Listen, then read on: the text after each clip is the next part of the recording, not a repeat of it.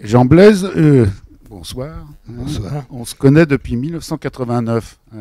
Oui, exactement. Et tu venais de gagner à la loterie, puisque Jean-Marc Ayrault était d'un coup maire de Nantes. Et tout le travail que tu avais pu faire avec les villes de la périphérie, d'un seul coup, venait s'augmenter d'un travail possible sur la ville-centre. Donc c'était carrément, même en termes budgétaires, c'était un jackpot là, qui arrivait pour l'action culturelle.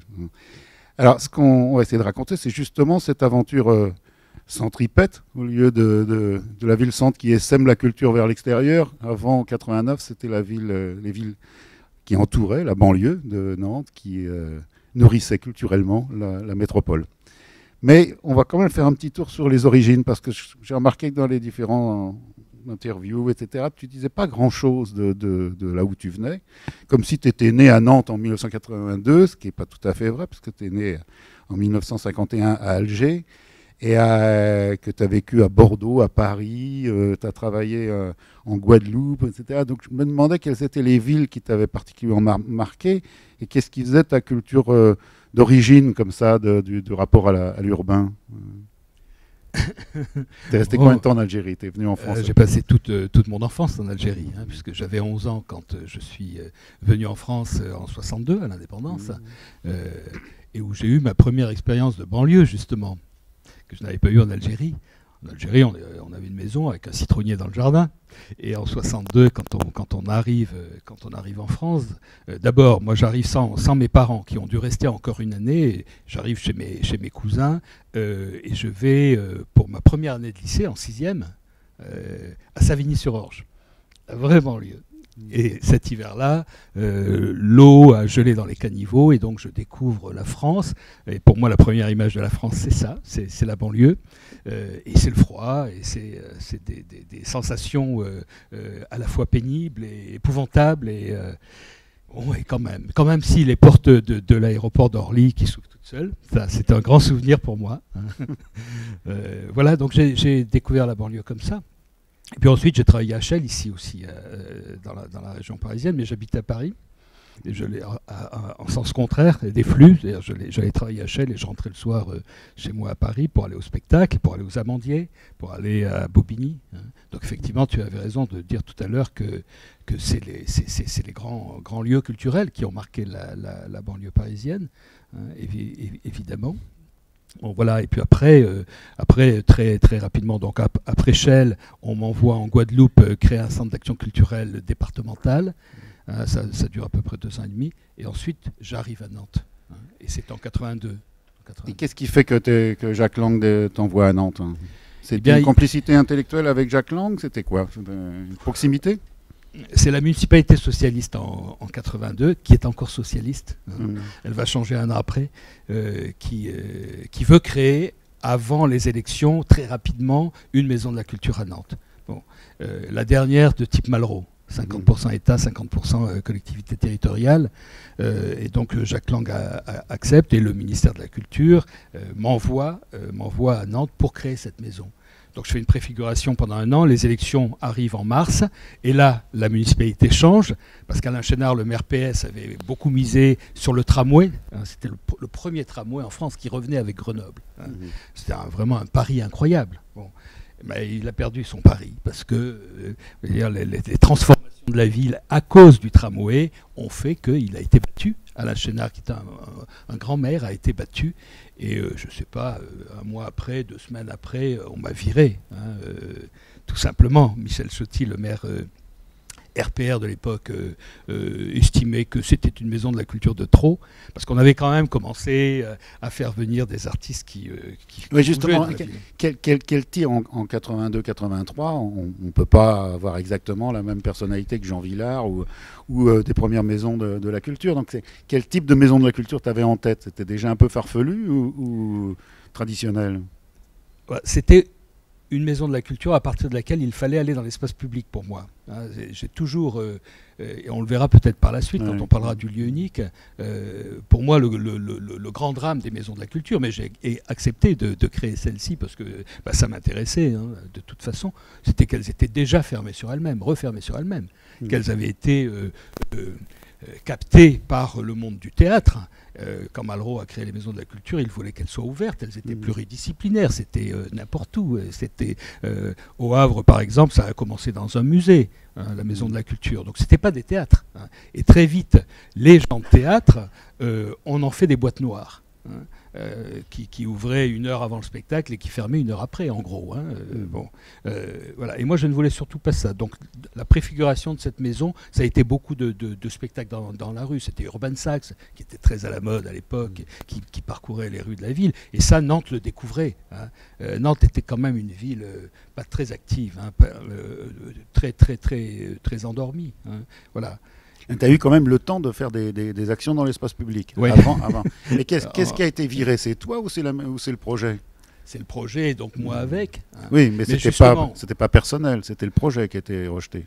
Oui, c'était le projet. On arrête ce projet qui semble ne pas convenir à la ville de Nantes. Et là, c'est intéressant parce que grâce à ça, je décide de ne pas partir de Nantes parce que je suis très vexé. J'avais créé quand même une petite équipe de préfiguration, on avait commencé à bosser, à travailler, et je dis au ministère de la Culture, si vous me laissez un financement, pas la totalité, mais un financement, je vais aller voir des collectivités territoriales, des collectivités locales, et puis on va les additionner, on va se rassembler pour continuer à travailler, à avoir une scène nationale itinérante. Et c'est ce que j'ai fait. Donc je suis allé voir Saint-Herblain, Rezé, Saint-Sébastien. Uniquement des villes socialistes ou des villes de tous bords, non? Uniquement les villes socialistes. Oui. Ouais. Saint-Nazaire, La Roche-sur-Yon. T'as pas essayé avec des villes de droite? Je ne sais plus. Non, je crois pas. Non. Ce serait pas le cas maintenant. Maintenant, tout est fédéré dans l'ensemble des communes autour de Nantes. Sur des projets culturels, la barrière de partis politiques n'est pas radicale. Le discours qui était porté là, avant les élections municipales, par la candidate UMP, c'était qu'on arrêtait le... Elle avait 2 choses. Hein. Dans son projet, il y avait 2 choses. Hein, faire une espèce de chapeau pointu de néon sur la Tour Bretagne pour l'animer hein, et pour rendre Nantes attractive. Hein. Et puis le deuxième projet, c'était me virer. Donc j'ai revécu ce que j'avais vécu en 83. Mais cette fois-ci, on n'a pas perdu. D'accord. Mais alors, ce que ça s'est appelé le Centre de recherche et de développement culturel, ce que j'ai remarqué, mais je me trompe peut-être, hein, tu me corrigeras, c'est que tout ce qui se passe justement dans cette périphérie qui était interdite de séjour dans la ville-centre, c'était essentiellement de la musique. Beaucoup voilà, la musique baroque à Rezé, de la musique du rock à Saint-Herblain, du jazz sur l'Erdre, etc. C'est pas forcément toujours toi, mais ce qui se développe à ce moment-là, la musique semble prioritaire.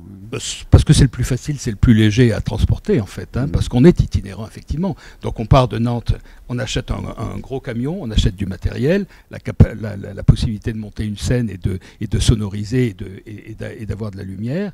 Et on va, dans toutes ces villes, essayer de trouver des propositions adaptées à ces villes, parce qu'elles sont très différentes. Entre Saint-Nazaire et La Roche-sur-Yon, rien à voir. Bon, même entre Saint-Herblain et Rezé. Même entre Saint-Herblain et Rezé, ça n'a rien à voir. Bon. Et il se trouve qu'à cette époque, le maire de Saint-Herblain est un jeune type qui s'appelle Jean-Marc Ayrault, qui a il est moins jeune maintenant. Il est moins jeune. Oui, moi aussi. Et lui, il comprend très vite. Il comprend très vite qu'on peut jouer aux Indiens, aux cow-boys et aux Indiens et encercler la ville-centre. Bon. Et donc, c'est ce qu'on va faire. C'est-à-dire qu'on crée un syndicat intercommunal pour le développement culturel. C'est le premier en France. Je sais pas, le dernier, je pense. Bon. Oui. Et qui rassemble donc 5 villes et qui va porter des actions culturelles dans ces 5 villes et adaptées, très différentes. Bon. Et à Saint-Herblain, notamment, on crée un festival de théâtre. Donc, tu vois, c'est pas que de la musique, dans le parc du château de la Gournerie, un petit château, mais avec un magnifique parc. Et là, on commence une programmation qui dit ce qu'elle dit. Hein. On fait venir Royal de Luxe, qui est encore une jeune troupe, hein, très, très, très avant-garde. On fait venir Zingaro, au tout début, avec le cabaret. On fait venir là le théâtre actuel à cette époque. Bon, alors qu'à Nantes, il ne se passe rien. Bon. Et donc, effectivement, la banlieue se révèle, hein, contre la ville-centre. contre la ville-centre. Voilà. Et ça dure un mandat. Et en 89, Jean-Marc Ayrault se présente à Nantes, il gagne, et on revient à Nantes, quoi. Mais avant de commencer justement l'aventure proprement nantaise, enfin métropolitaine, je me souviens qu'en 89, quand je t'ai rencontré, on avait fait une émission de radio à l'Onyx, qui venait d'être construit.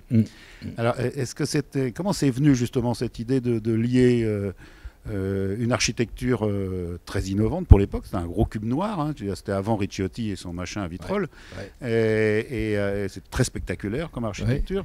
Alors, comment lier culture et architecture? C'est venu comment? C'est une idée de toi, de Jean-Marc Ayrault, de vous deux? Je pense que ça a toujours été des idées de nous deux, mais je crois que ce qui dominait à l'époque, c'est que la banlieue faisait l'intéressante par rapport à la ville. Comment on fait pour se faire remarquer? Comment on fait pour se singulariser? Et ce qui est hallucinant, c'est que ce cube noir de Jean Nouvel dont tu parles, il vient là au milieu d'une zone d'un supermarché, d'une zone commerciale hallucinante, comme partout en France. Bon. Et voilà, ce cube noir, il vient là juste au milieu de cette zone commerciale. Donc il dit bien que la culture va peut-être nous sauver. Quand même. La culture est là et c'est comme un refuge. Et c'est aussi quelque chose qui doit rayonner, qui doit avoir du sens, qu'on va porter beaucoup dans le discours politique. La dimension sociale de la culture, même si ce n'est pas vrai. La dimension sociale de la culture, on n'y arrive pas. On sait quel est notre public. On va s'en réunir après, oui. Mais c'est intéressant, c'est l'Onyx, d'accord. C'est un cube noir au milieu d'un gigantesque parking avec des lumières d'aéroport qui a glissé là-dedans, Nouvel, et pas seulement lui d'ailleurs, parce qu'il était associé à Myrto Vitard pour faire ça. Mais cette stratégie comme ça, architecturo-culturelle, on la trouve à Rezé aussi avec la transformation du centre, avec la mairie, etc. Le bâtiment d'Anselmy qui lie le centre à la cité radieuse de Corbuy.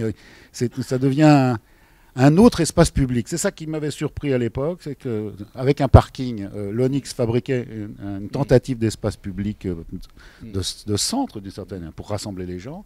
Et de l'autre côté, ce qui était déjà le centre s'ouvrait avec une nouvelle architecture à Rezé et Anselmy pour faire en sorte que les gens traversent ce truc-là et ils viennent facilement. Tout ça, c'était explicite comme ça. Ça allait avec ce que tu rêvais d'un travail sur l'espace public, cette façon de faire de l'architecture. Oui, et puis c'était la politique des socialistes à l'époque, c'est-à-dire que la culture avait une place extrêmement importante dans le programme. Ça a changé, ça a beaucoup changé. C'est-à-dire qu'elle disparaît là aujourd'hui, mais elle avait une place extrêmement importante parce qu'elle devait changer le rapport à la ville.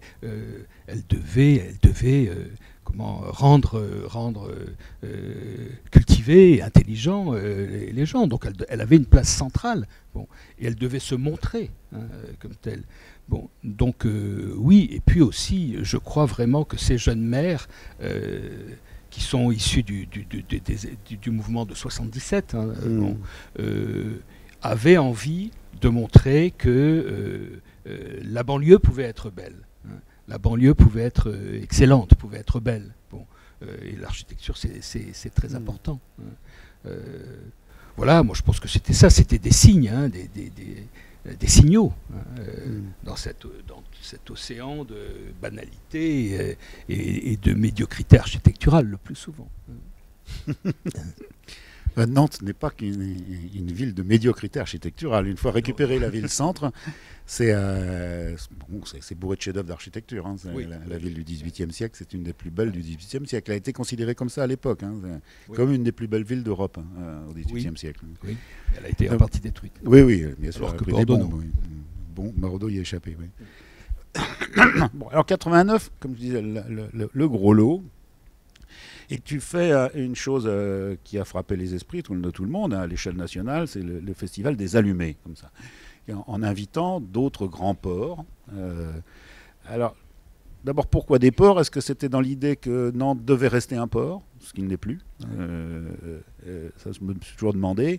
Et puis, cette idée de faire venir comme ça chaque année et une grande ville portuaire, est-ce que c'était une façon de faire naître le Grand Nantes par un effet de miroir? En faisant le portrait d'un autre, on arrive à retrouver son propre portrait qui n'existe pas encore. C'était une chose de cet ordre? Tout à fait. On se met sur la pointe des pieds au niveau de grandes métropoles mondiales, alors qu'on est une petite ville. On est une petite ville. On est encore une petite ville par rapport à certaines métropoles auxquelles on nous compare, comme Lille, comme Marseille, comme Lyon. On est beaucoup plus petit. C'est une autre échelle. Et là, on se met sur la pointe des pieds, mais la stratégie, elle est assez simple. C'est-à-dire qu'on revient dans une ville où il ne se passe rien, et dans une ville qui, entre-temps, a morflé.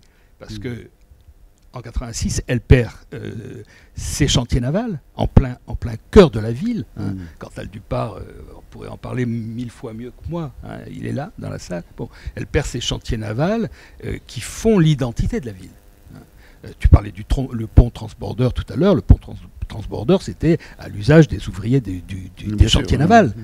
Donc elle a déjà perdu son pont transbordeur, elle perd ses chantiers navals, et les friches industrielles vont rester là, au milieu de la ville, en plein cœur de la ville, visibles de partout,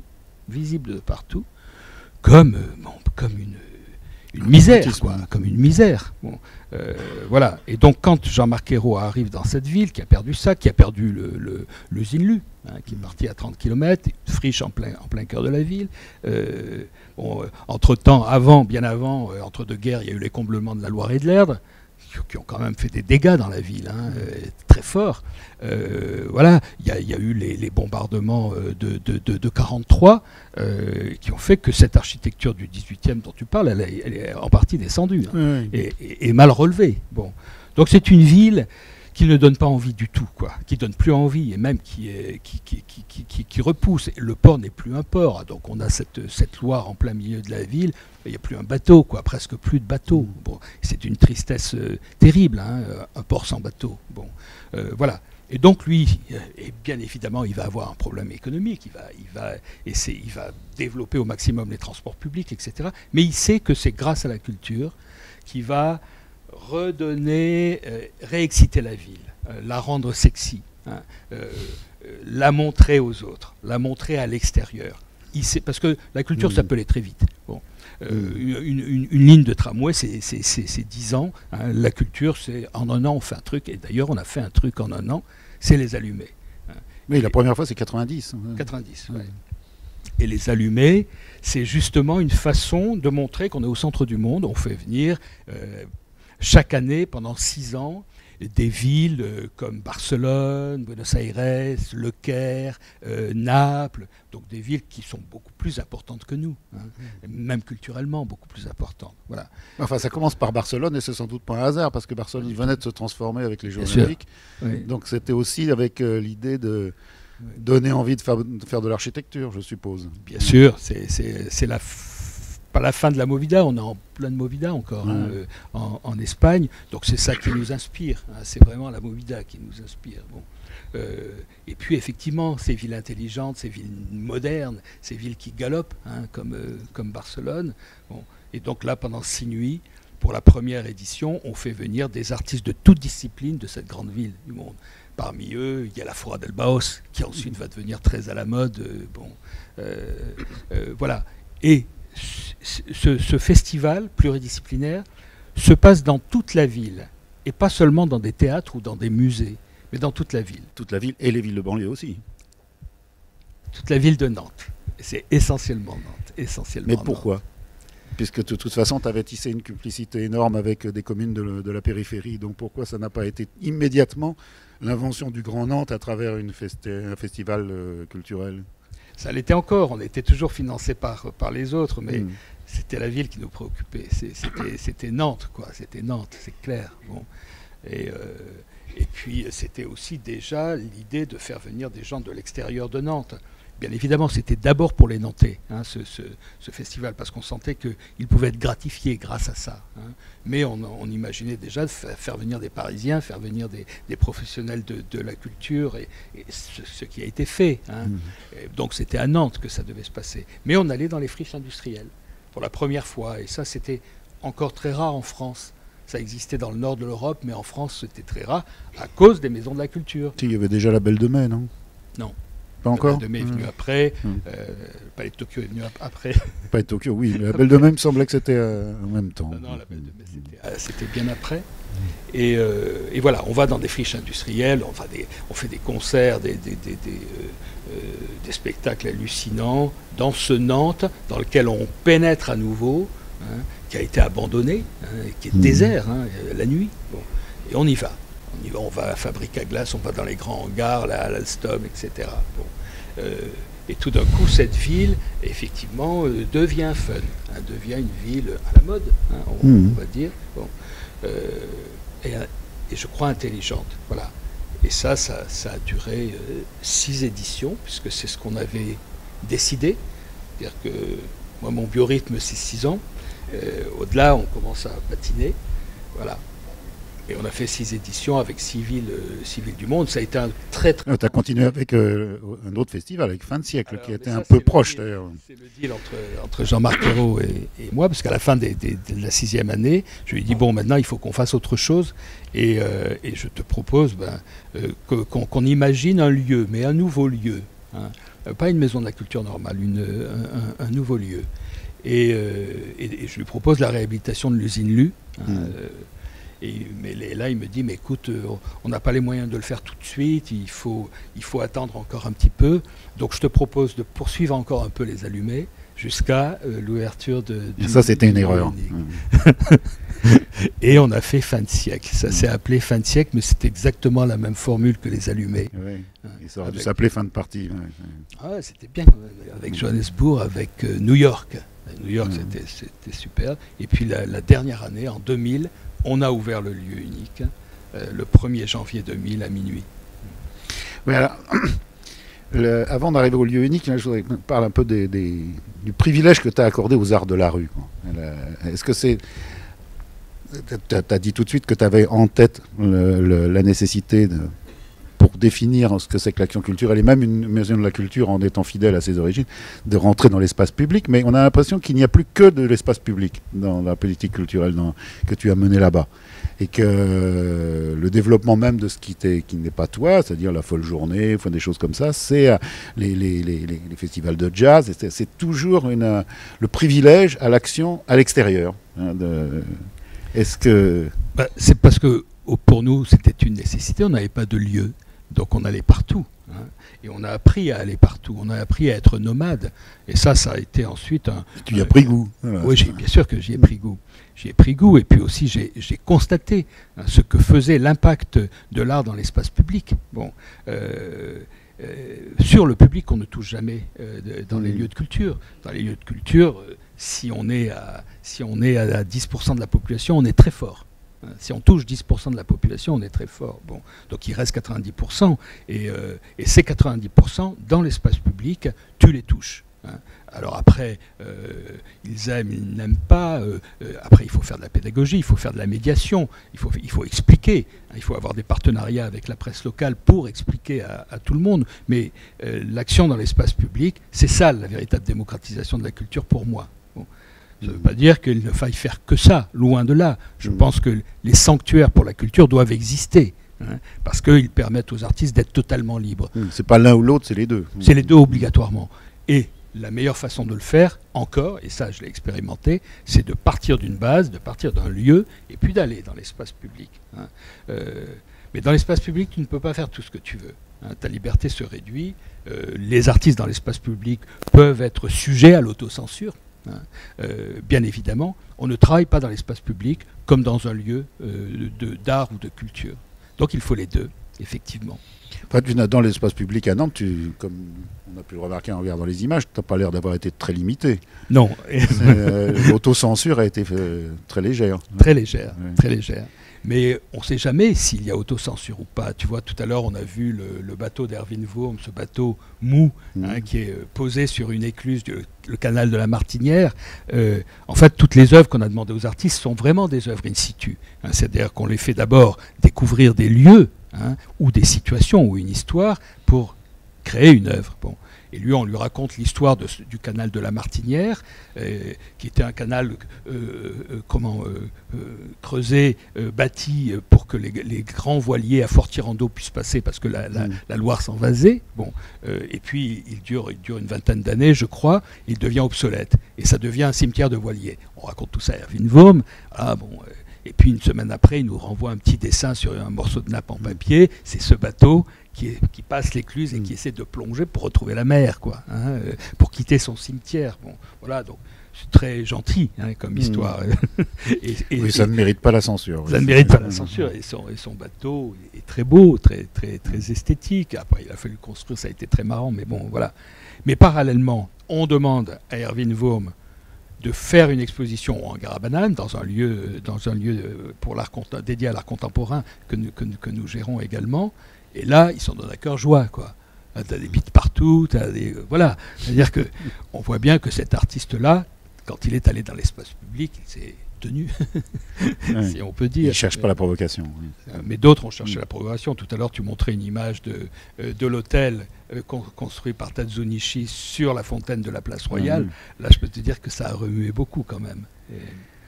Oui, mais en même temps, c'est une chose éphémère, c'est pas un objet sacré qui est en dessous. Enfin, je veux dire, on n'est pas en train de choquer des extrémistes cathos ou quoi que ce soit. Non, je veux dire, on peut trouver ça plus ou moins drôle, quoi, c'est tout. C'est ça. Mais les extrémistes cathos, ils ont été choqués quand justement au Royal de Luxe. Ils sont assez fréquents en Bretagne des fois. Oui, je sais. Royal de Luxe. Donc, je me permets de dire des choses comme ça parce que je m'appelle Evno et qu'il y en a des pages de bottin à Nantes et que je suis de ce coin-là. Voilà. Donc, je les connais. Bon, mais c'est à ce moment-là que tu vas donner tant de moyens à Royal de Luxe. Est-ce que c'est vraiment la seule voie de l'action culturelle dans l'espace public ? C'est un côté fête foraine, c'est un travail forain, je dis ça sans caractère péjoratif, mais plutôt comme façon de catégoriser une forme d'expression.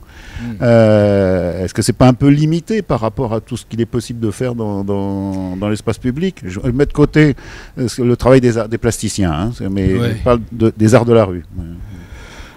C'est limité. Quand Royal de Luxe commence à Nantes en 90, ils font la véritable histoire de France. Ils font griller Jeanne d'Arc à la broche sur le parvis de la cathédrale, quand même. Bon, ils ont fait ça à Avignon aussi. Et là, c'était à Nantes devant la cathédrale. Donc, à l'époque, encore une fois, c'était très, très. C'était une provocation quand même, Royal de Luxe. Mais en même temps, c'était très jubilatoire. Ça a été populaire tout de suite, immédiatement. Bon. Mais en même temps, on faisait venir aussi les Tsedai, par exemple, pour les allumer Saint-Pétersbourg. Ces clowns qui, eux, étaient très décoiffants et qui étaient aussi dans l'espace public. Bon. Non, ça a été la grande époque des compagnies de rue. Là, ça s'est affaibli, vraiment. Ça s'est affaibli. Le spectacle de rue, il est à repenser. Non, mais il y avait une dimension politique au sens le plus noble du mot. À cette époque-là, on avait l'impression que c'était une suite. Bon, alors formellement, c'était évident que c'était la référence au Bread and Puppet, mais on pensait aussi au Living Theatre, à tout ce monde des années 60 qui pensait justement que de sortir dans la rue pour faire des créations artistiques, de spectacles vivants, c'était une possibilité de changer la société. T'avais un peu ça quand t'es arrivé en 82-83. Oui, bien sûr. Est-ce que quelqu'un est encore porteur de ça, ou est-ce que t'es tout seul dans ton coin là, au fond de ton lieu unique? Mais je ne suis plus au lieu unique. Oui, non, je fais autre chose là maintenant. Mais oui, mais je le crois toujours. Mais effectivement, il faut.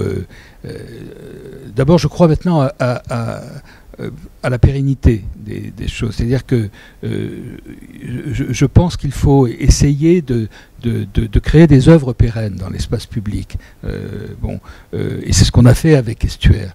Parce que vraiment, elle transforme, je crois, elle transforme une ville, elle transforme l'idée qu'on peut avoir d'une ville quand on y arrive. Bon, quand on arrive à Nantes aujourd'hui, on commence à avoir de plus en plus d'œuvres, d'objets comme ça qui disent cette ville, qui montrent cette ville, qui ont été créés in situ, donc qui racontent tous quelque chose de cette ville.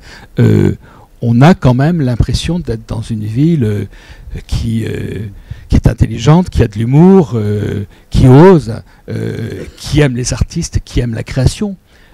Quand on a créé l'absence de Van Lieshout, je ne sais pas si tu l'as montré là. Bon, non, je ne l'ai pas montré. Van Lieshout, c'est des artistes, un collectif d'artistes de Rotterdam qui font des installations très organiques, bon, des choses assez repoussantes. Bon, voilà. L'Hackathon Vassal font l'école d'architecture de Nantes, hein, sur les bords de la Loire. Très belle école d'architecture que j'aime beaucoup, mais très sérieuse, hein, très strike, très bien alignée, très bien rangée, voilà. Bon, et nous, avec Philippe Bataille, le directeur de l'école, on profite du 1%, de la possibilité du 1%. On lui dit, si tu veux, on abonde ton 1%, qui n'est pas suffisant pour faire quelque chose, et on fait ensemble quelque chose, dans le cadre d'Estuaire, une installation d'artistes qui va être pérenne, qui va rester là. Bon.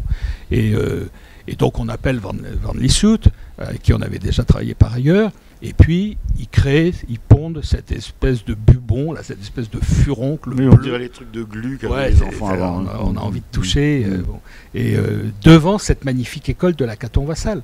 Donc évidemment, on appelle tout de suite l'Hackathon Vassal, et qui eux sont morts de rire et qui disent ouais, on y va, c'est super, c'est très bien, parfait. Mais mon copain Jean-Marc, il a fallu vraiment que je fasse 2 allers-retours en train avec lui, parce qu'à l'époque il était président du groupe PS à l'Assemblée, donc on ne pouvait pas le voir à Nantes. Et bon, voilà, donc pour lui présenter le projet et le convaincre de le faire. Bon, il me dit, mais c'est laid, pourquoi est-ce que tu fais ça? Tu vas masquer en partie l'école d'architecture qu'on vient de faire. Voilà. Et ce que je lui explique, c'est que... mais en tant d'années, tu n'avais pas réussi à le former Non, et c'est toujours de la discussion, c'est toujours de la conviction. Hein, il faut toujours remettre le couvert. Et puis, tu sais, en vieillissant, on est de plus en plus prudent. Hein. Bon, donc, voilà. Et moi, je lui dis, mais il faut... oser ça, parce que sinon ta ville va être trop sérieuse. Là, cette installation de Van Lieshout, c'est un trait d'humour, c'est une pirouette, hein, c'est une moquerie, hein, face à cette école d'architecture très belle, mais très sérieuse. Et il faut les deux, et il faut montrer les deux. Bon.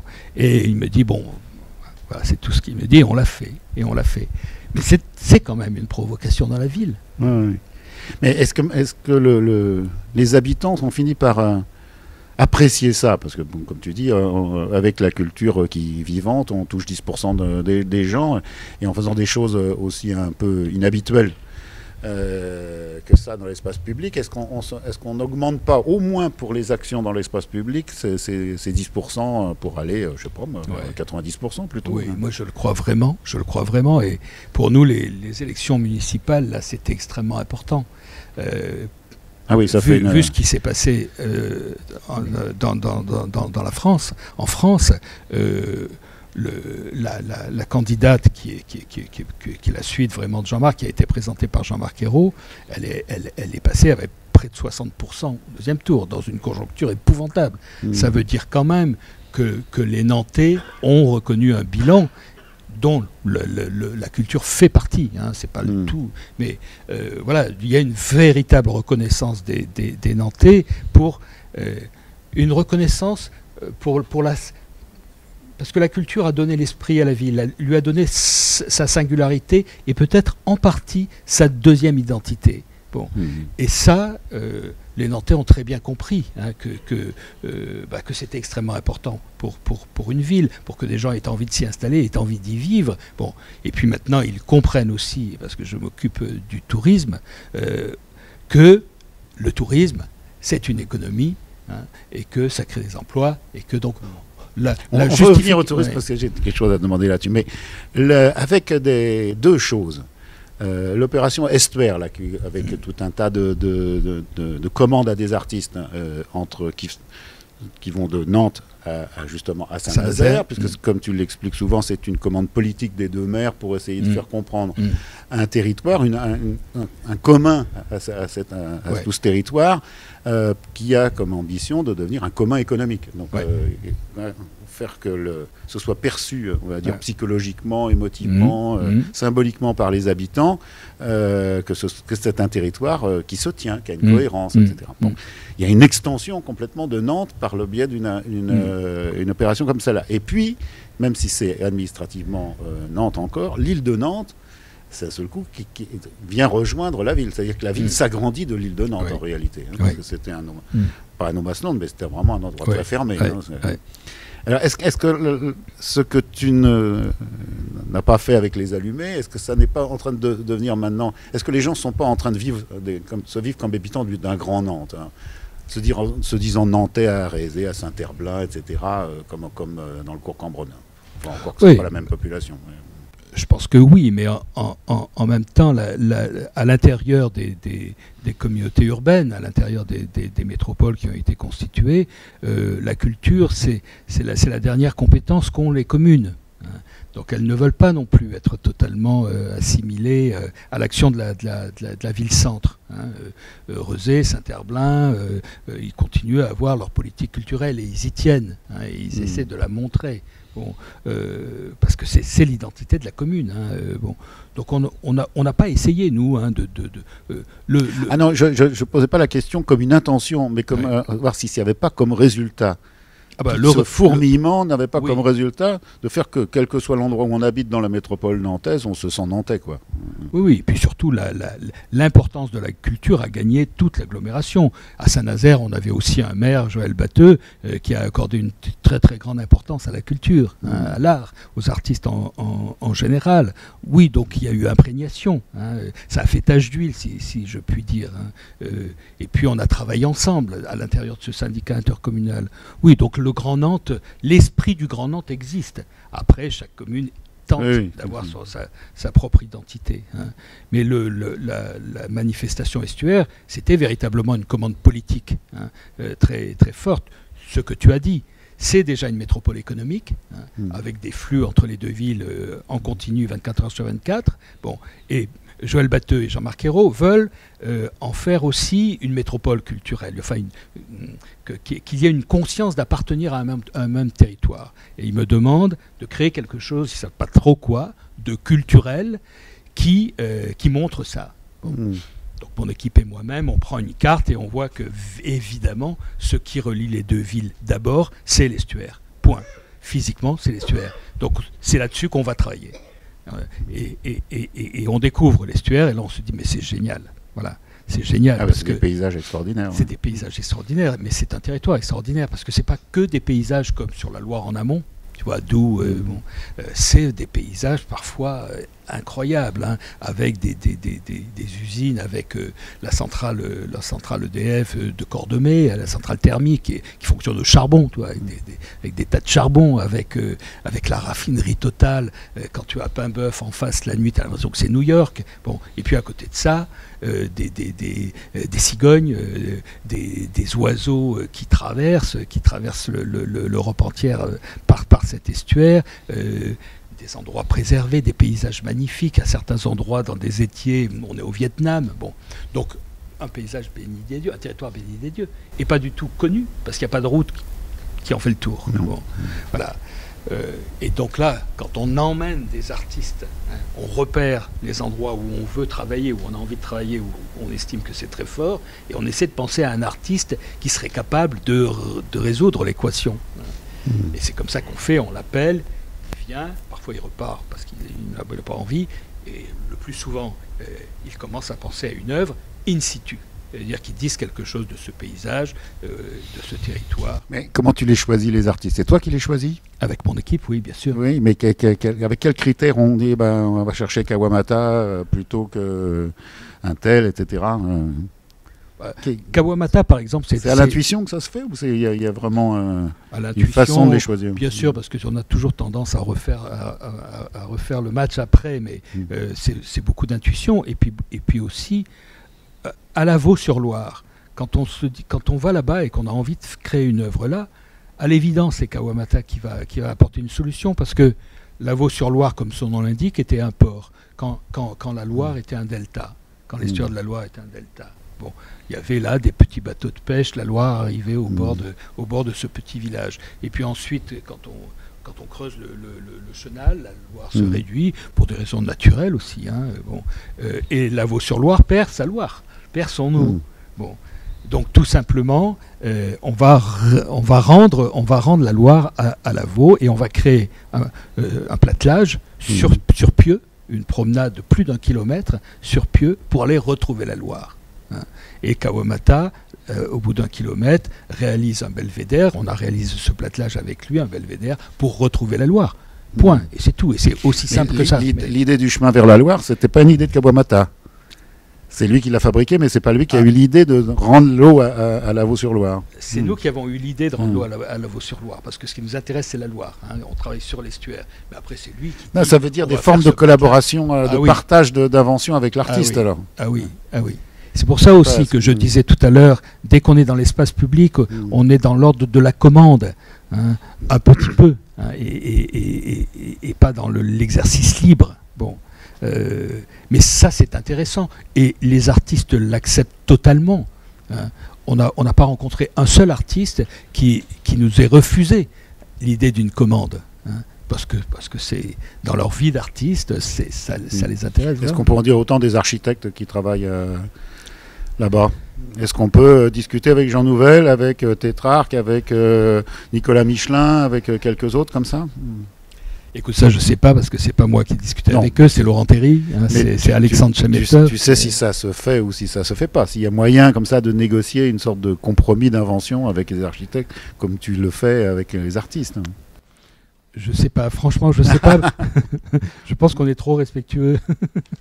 On discute pas assez avec eux. On ne discute pas assez avec les artistes, avec les créateurs en général, parce qu'on est impressionné, parce qu'on a peur de les choquer. Alors que chaque fois qu'on l'a fait, nous, ça s'est parfaitement bien passé. Et il y avait une véritable demande, une envie de ça, de ne plus être tout seul. Hein. Donc, je pense que ça doit pouvoir se faire avec des architectes aussi. Ce serait bien de commencer, parce que je n'ai pas d'exemple. Très peu, en tout cas. Et je vais te lire une chose que tu as dite dans un entretien dans les Inrecuptibles à propos de justement ce que tu fais en ce moment, qui s'appelle le voyage à Nantes. Hein. Voilà ce que tu dis. Tu dis que c'est un dispositif culturel, et puis bon, en passage, tu pourras expliquer que ce sont 3 structures qui se sont mélangées. Mais voilà, nous sommes à la fois office de tourisme et producteurs d'expos et de projets. Je trouve extrêmement sain de tenir ces deux bouts, la création artistique et une démarche économique et marketing. Et plus loin, tu dis, Nantes doit être perçue comme la ville de la créativité. Si l'on décide de créer un banc, il nous faut faire appel à des designers. Si l'on décide de créer un bâtiment, on fait appel à des architectes et pas à n'importe qui. Alors, y compris aussi pour les designers. Alors, ce qui me frappe là, c'est le côté extrêmement sain qui associe la création artistique et le marketing, l'économie et le marketing. Alors, moi, comme ça, j'ai l'impression que ça dit quelque chose du voyage des 30 dernières années.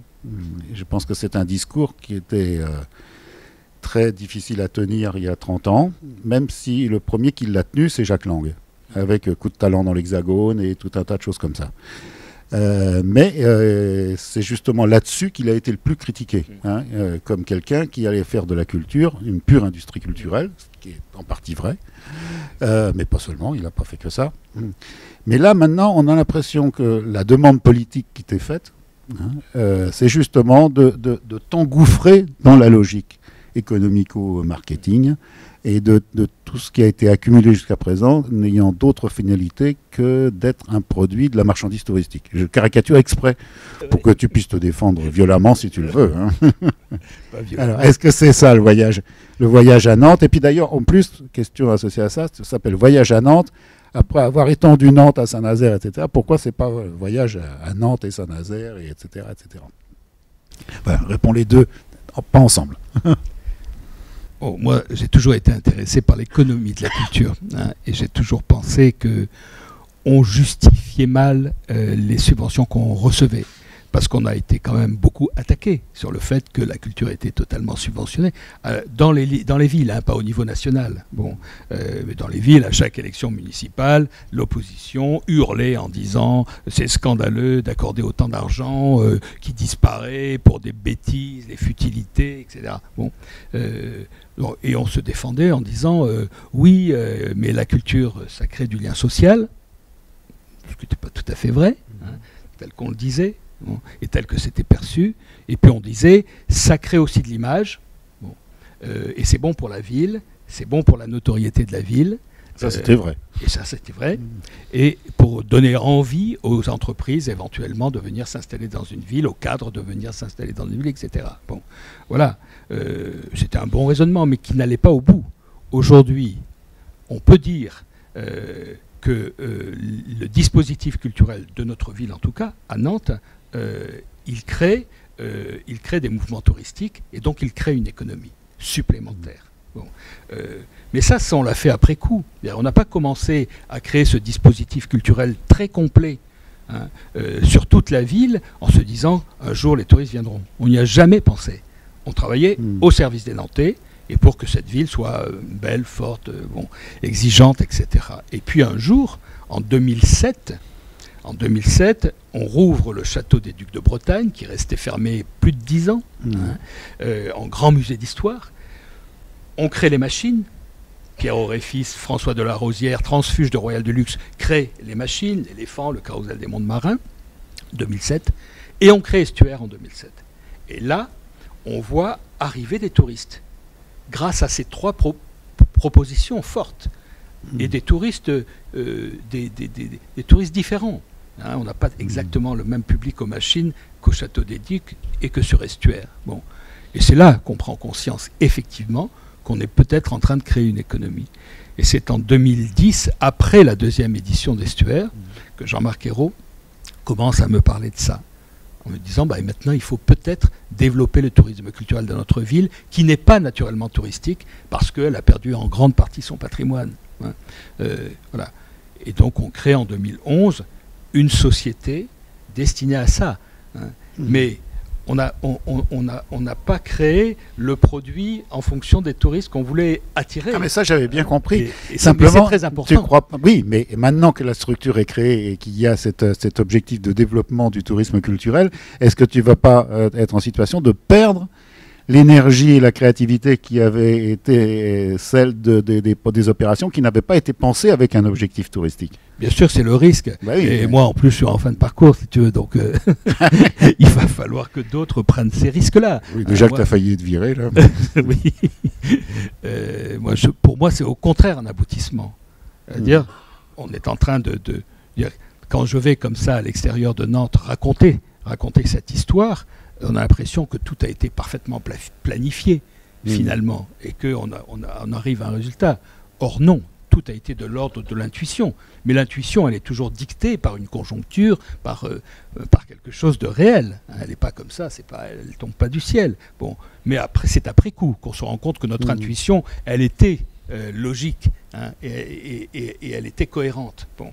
Parce que tout ce qu'on a fait, on a toujours essayé de faire en sorte que ce soit juste. On n'a pas fait de l'artifice, on n'a pas créé l'artifice. Bon. Donc au final, si tu crées des choses justes, eh bien elles donnent un résultat juste, je pense. Et aujourd'hui, effectivement, on me demande à moi de faire cette mise en tourisme qui est quand même aussi remise en cause par l'opposition, parce que l'art contemporain, ça ne plaît pas à tout le monde, et parce qu'on n'a pas très loin le Puy du Fou qu'on pourrait mieux exploiter à Nantes. Je ne le ferai jamais. J'imagine. Voilà, donc pour moi, c'est véritablement un aboutissement qui me passionne. Bon. Et la structure, la société qu'on a créée, qui réunit aujourd'hui 300 personnes, qui réunit les machines, le château, la galerie, un centre d'art contemporain, la collection d'Estuaire et l'office de tourisme. Bon. C'est unique en France pour l'instant, et c'est vraiment très intéressant, parce qu'on est en train de dérider le monde de la culture et d'essayer d'anoblir le monde du tourisme, qui était extrêmement opposé, très très opposé. Bon. Et je pense qu'à l'intérieur de notre société, on réussit ce pari-là. Non, je pensais, mon inquiétude venait du fait qu'il y a une semaine, je suis allé voir où en étaient les glycines de Claude Monet à Giverny, et que j'ai vu ce qu'était devenu la maison de Claude Monet et l'industrie absolument monstrueuses. C'est des quarts et des quarts et des quarts en semaine en mois d'avril, avec forcément. Alors ça, moi, à la limite, les touristes, c'est pas grave. Hein, il y en a qui sont sympas, d'autres qui le sont pas. Peu importe, c'est des gens. Mais ce qui a été induit, c'est la transformation esthétique, le travail de jardinier qui a été fait et qui est un des plus bêtes du monde. C'est une espèce d'hystérie floristique absolument innommable. Voilà. Qui n'a plus rien de commun avec le territoire, le laboratoire expérimental de peinture qu'avait fait Claude Monet, évidemment. Donc c'était à cette inquiétude-là, des logiques comme ça plus fortes que les hommes. Bien sûr. C'est à ça que le tourisme culturel me fait penser. Ouais. Oui. Le tourisme peut être très très vulgaire, et il est le plus souvent très vulgaire, et il peut détruire, mais on en est très loin à Nantes. Hein. On n'aura jamais un tourisme de masse, jamais. Bon, on aura toujours. Sauf si on reconstruit un pont transborder. Sauf si on construit un faux pont transborder. On aura toujours un tourisme extrêmement fluide. L'opération qu'on monte à l'été, en juillet et en août, c'est sur 2 mois. Donc les flux touristiques, ils sont extrêmement doux. Bon, mais ils ont augmenté en 3 ans de 30%. Bon, c'est quand même intéressant. Bon. Et la ville n'en a pas été bouleversée. Hein, je pense qu'il faut effectivement essayer de garder la mesure, mais en tout cas, tant que je serai là, on ne sera pas dans la vulgarité au premier sens du mot, jamais. Bon, mais le tourisme, c'est la première économie du monde hein, aujourd'hui.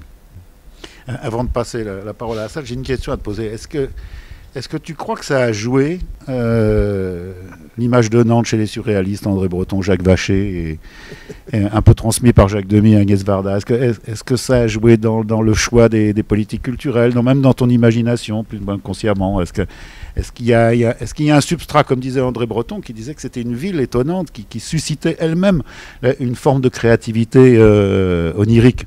Est-ce que ça a joué pour toi? Écoute, je ne sais pas vraiment. En tout cas, ce qui a joué chez moi, c'est effectivement la forme de la ville, pour paraphraser Gracq. Mais cette forme totalement imparfaite, totalement ingrate, ça a beaucoup joué pour moi. C'est-à-dire que cette ville, il fallait qu'elle sorte d'elle-même. Hein, c'est pas un décor, Nantes. C'est pas comme Bordeaux. Hein, j'ai habité Bordeaux, je connais bien aussi cette ville. Nantes, il faut vraiment y pénétrer. Bon, alors c'est peut-être ça que voulaient dire les surréalistes, c'est-à-dire on passe d'une forme à une autre, d'un paysage à un autre. C'est une ville d'ambiance, Nantes. C'est vraiment une ville d'ambiance, forte. Et donc moi, tout ce que j'ai essayé de faire depuis que j'y suis, c'est de révéler cette ambiance. Hein, non pas de la montrer bêtement, mais de la révéler, de faire en sorte que l'intrusion de créateurs dans cette ville interprète la ville, hein, révèle la ville. C'est ce qu'on a toujours essayé de faire. Bon. Voilà, alors je ne sais pas si on a vraiment réussi, mais en tout cas c'était toujours notre intention. Hein, partir d'une compréhension profonde de la ville, et pas artificielle et pas superficielle. Enfin, j'espère que c'est ça. Une connaissance sensible. Ouais.